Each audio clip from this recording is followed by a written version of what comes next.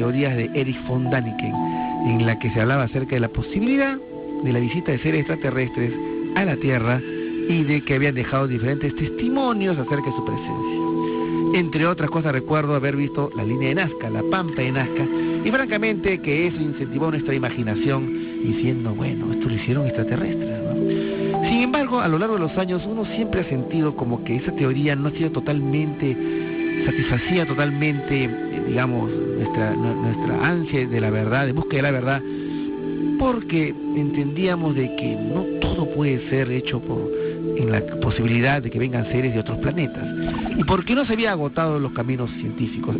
María Reiche, ustedes saben, la gran difusora de la línea de Nazca, sobre todo por el trabajo que hizo a lo largo de muchísimos años, sacrificado, ¿no? La dama del desierto. Y siempre ella decía de que era pues un calendario astronómico, pero después esa teoría inclusive fue superada. Pero es aquí que hace muy poco tiempo un ingeniero, Luis Cabrejo, ha escrito un libro que se llama El Código Nazca, producto de sus investigaciones, y la respuesta que da, la hipótesis que lanza es sumamente apasionante y sugerente. Y justamente aquí tenemos al ingeniero Luis Cabrejo para que nos comente acerca del Código de Nazca. Muy buenas noches, Luis, ¿cómo estás? Muy buenas noches, estimados radioyentes, Lima y a nivel internacional, puesto que nos están viendo por todos lados, por internet. Doctor Choi, muchísimas gracias por la invitación.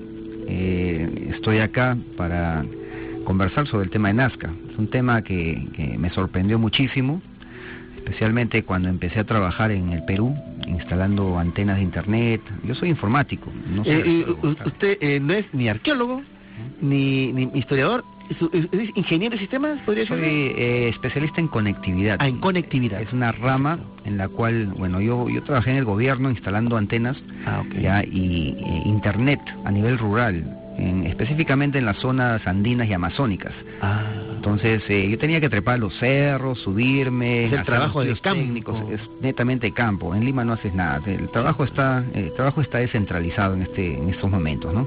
Entonces se hizo el trabajo en Ayacucho, en Cusco, en Apurímac, la zona andina, es donde comprendí que la cosmología inca de los apus y la lluvia y el agua yacu, que lo llaman ellos, son dioses, por algo son dioses, ¿no? Entonces lo importante acá es comprender a lo que ellos llaman dioses.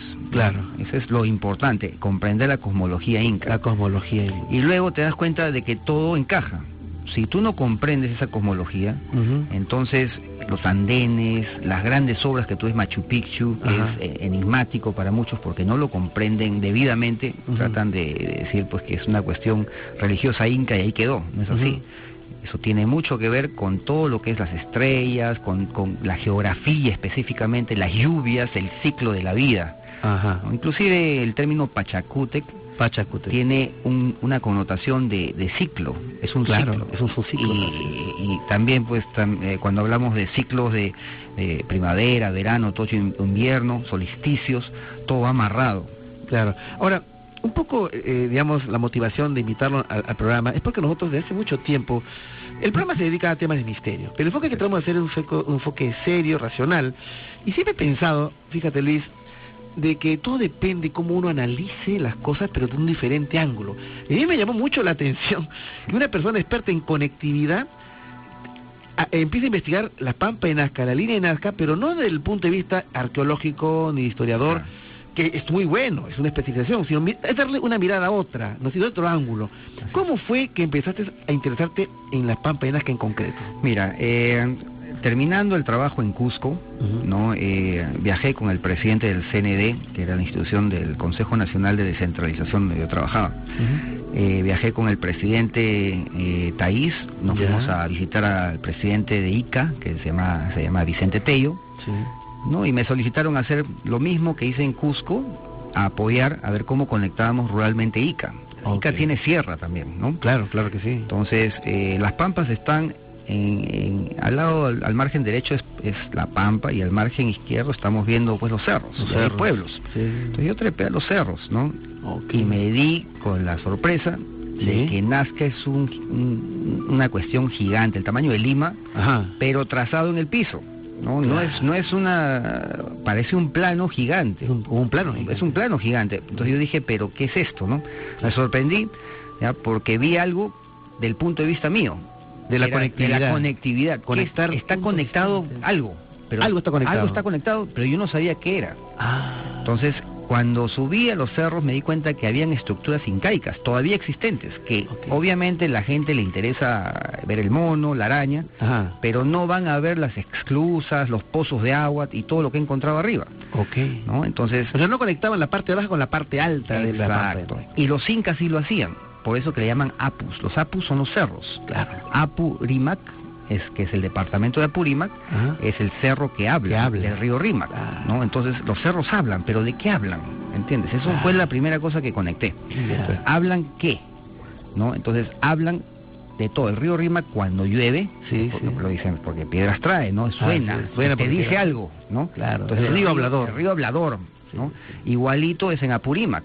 Apurímac son los dioses que hablan, pero ¿qué hablan? Esa fue mi primera pregunta. Te dicen algo. Pero algo ¿qué te dicen? Entonces, en Nazca me di cuenta, ¿no?, de que los cerros están conectados con las líneas. Entonces, ligué, ya con estudios satelitales, ligué los cerros con las líneas. Y llegan las líneas a los cerros, pero están bien, ya no se ven mucho. Como interrumpidas, borradas. Es que ha habido un aluvión. Ya ha habido huaicos, ha pasado tantas cosas que queda solamente un pedazo, ¿no?, de lo que vemos. Nazca, en realidad yo lo veo desde Ica hasta más o menos Marcona. Claro, porque mucha gente empezaba a descubrir líneas en Palpa, por ejemplo, y todo fueron parte de un todo, sino uno como que lo había separado. Es que lo ves separado porque no te das cuenta. Claro. Y María Reich no pudo verlo porque no habían las imágenes satelitales. No había Google Earth. No había Google Earth, no había los planos que tenemos ahora. Podemos verlo en 3 dimensiones, ¿no? Y muchos de los arqueólogos no lo han visto en cuestiones de altura, porque Nazca tiene un desnivel. La pampa no es plana. No es plana totalmente. Tiene más o menos 2 grados de inclinación. Entonces, ¿qué hicieron? ¿No? Ligaron los cerros y trazaron las líneas hacia las chacras. Las chacras no están en la pampa, están al final, por Cahuachi, por toda la cuenca que se secó. Al fondo. Al otro lado de la pampa. ¿Actualmente existen esas chacras? Exacto, pero están olvidadas. No hay agua. Entonces, ¿qué pasa? Los nazqueños, de la cultura nazca, trazaron esas líneas para capturar el agua de los cerros. Directamente y trasladarlo hasta las chacras. Cruzaban toda la pampa. Cruzando la pampa en Exacto. Entonces de ahí que se ven los planos. O sea, Nazca es un mega complejo hidráulico, el más grande del planeta, en la cual las líneas que tú ves ahora no han servido para transportar de alguna forma agua. O sea, las líneas eran como especie de canales. Eran unos canales, pero laminares, no es diferente. Cuando tú dices canales laminares es porque el agua solamente pasaba un riachuelito, ¿no? Pero acumulaban cantidad de agua, ¿no?, y servía para riego. No es una cuestión de olmos o majes, no es una cuestión así. Es otro tipo de tecnología, en la cual no se ha usado. Obviamente en los Andes sí hay ciertos sitios como en Puno, por ejemplo, donde hay las figuras, pero las figuras se encajan con la geografía. No es una cuestión de que agarras, rompes el cerro, haces túneles, no. Ellos utilizaban la geografía que ya existía, y de ahí capturaban el agua y con piedritas hacían que eso funcione. Ahora, entonces tú me estás diciendo de que en realidad la cultura nazca, los nazquenses, en las alturas de Nazca, ellos acopiaban el agua a través de las pozas poligonales. ¿Tú has visto esos polígonos? Sí. Esas son pozas de captura de agua. Ya. Entonces, ahí caía el agua y con las líneas lo dirigían. Con la línea de Nazca iban como pequeños canales laminares y con esto iban a regar. ¿Pero qué parte regaban? Regaban la parte de Cahuachi, la parte que ahorita está seco. No en la parte de las pampas mismas. No. Eso es solamente el por donde pasaba el agua. Ahora, acá viene la pregunta. ¿Y los dibujos que decían el mono, la araña? Ya, muy buena pregunta. Los geoglifos. Claro, los geoglifos, acá hay 2 tipos de líneas. Las líneas longitudinales, las rectas, hablamos de líneas de 20 kilómetros. Sí, yo he visto una cosa impresionante. ¿Cómo? Además, derechitas, como hechas una... Mejor que topógrafo. Sí, definitivamente. Es más, la Panamericana, yo aseguro que es una línea. La Panamericana es una línea. Y así hay miles. O sea que encima la Panamericana fue hecha encima de una línea trazada siglos antes. Inclusive ahorita, para llegar a un pueblito, la gente usa las líneas para llegar a los pueblos. O sea, yo tengo fotos que te las muestro, ¿no? Y hay ciertas carreteras, ¿no? Trochas, carrozables que han sido líneas. Okay. ¿Por qué noto eso? Porque parte de la línea está ahí y la carreterita empieza por otro lado, ¿no? Entonces se nota. Pero regresemos al tema. Las líneas de Nazca, la figura del colibrí, del mono... Mira, entonces tenemos pues los geoglifos, ¿no? Que son ese tipo de líneas, ¿no? Que son los monos, la araña, la ballena, y tenemos las otras líneas. ¿Qué hacían los geoglifos? Ya, mira, los nazcas obviamente tenían dioses, ¿no? Entonces, si tú te das cuenta, el colibrí, el perro, ¿no? Y las otras estructuras tienen, por ejemplo, 4 patas, el perro, ¿no? Ya. Pero en la cola, aparte de la cola, tiene otra línea más. Esa línea está ligada a una estructura, a un canal. O un canal de agua. ¿Qué hacía? ¿No? Mi teoría es de que cuando el agua pasaba por ahí, ¿ya? Ese geoglifo se mojaba, ¿ya? Y ese geoglifo no está plano, están siempre llegando a una alturita. Entonces se mojaba, ¿no? Y cambiaba el color. Al cambiar el color, uno podía monitorear el nivel del agua que estaba transcurriendo por la línea principal. Entonces servían de monitoreo y se podían ver de largas distancias, porque están siempre en una lomita que tú puedes verlo de Cahuachi. ¿Cahuachi qué significa? ¿Ya? Cahuaj en quechua significa ver. Cahuachi significa de donde tú ves, el centinela. Entonces, desde ese centro ceremonial, para mí que desde las pirámides se podían parar, ¿no? Y monitorear cómo estaba funcionando toda la pampa. Entonces quiere decir de que Cahuachi, que era donde estaban las chacras, donde cultivaban ellos, el centro ceremonial, un centro ceremonial donde se puede ver, como hay una inclinación, ellos podían ver, por ejemplo, la figura del mono, toda la pampa. Y cuando la figura del mono, por ejemplo, se mojaba, significa que ya estaba dirigiéndose, estaba funcionando Así es. el sentido hidráulico. Así es. Entonces acá yo justo leí algo de que tu teoría dice de que las pampas de Nazca vendrían a ser el mega complejo hidráulico más grande del mundo. El planeta. Hemos ganado a los egipcios, a los mesopotamios, hemos ganado a los ¿Qué tamaño chinos? tendría este complejo hidráulico? El tamaño de Lima. ¿Kilómetros?